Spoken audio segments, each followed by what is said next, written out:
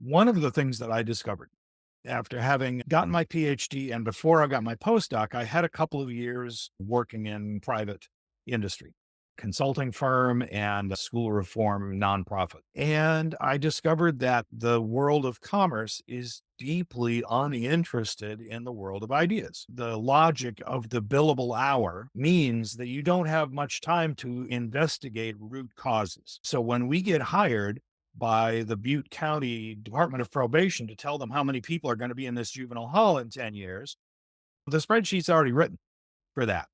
And they know what answer they want because they know how much money they want to apply for. Right. And so you become the Department of Justification.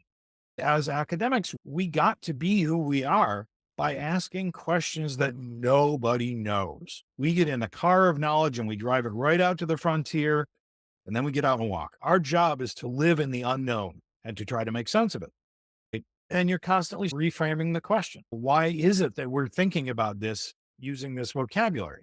It seems to me that there's another vocabulary, another set of metaphors that are driving our understanding of this. When you're working at that level of change, you're necessitating a change of business plan.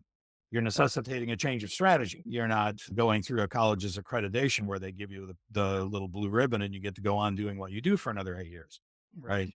As scholars, we can be pretty darn self-critical because we're always questioning our own assumptions about Right. how is it that we have come to use this language? How is it that we have come to place this frame on this phenomenon?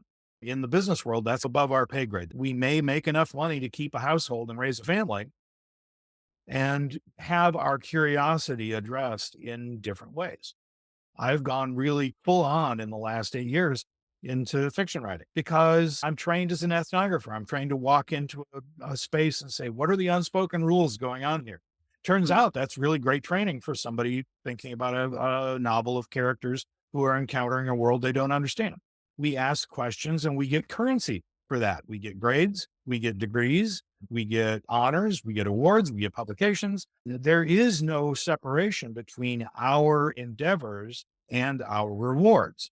You are rewarded for the things you care about. And in the working world, you are very rarely rewarded for the things you care about. You're rewarded for the things that further the organization.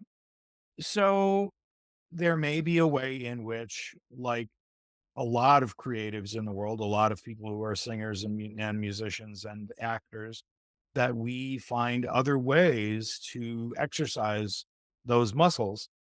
And we have day work, which is reasonable work. It's good work. We can bring ourselves to it, Yeah. but it's not scratching the full itch. And to come back to your question of success, basically what you've done is to overdetermine the definition of success. There is only one stripe that you can apply, which makes you a success.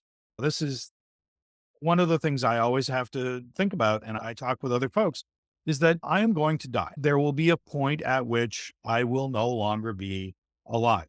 So, what is it that I want to do? What is it that I want to have accomplished? What is it that I want to do for others? Those are not necessarily career questions. Those are life questions. So, the career question may be a venue for supporting the work that I do in other ways.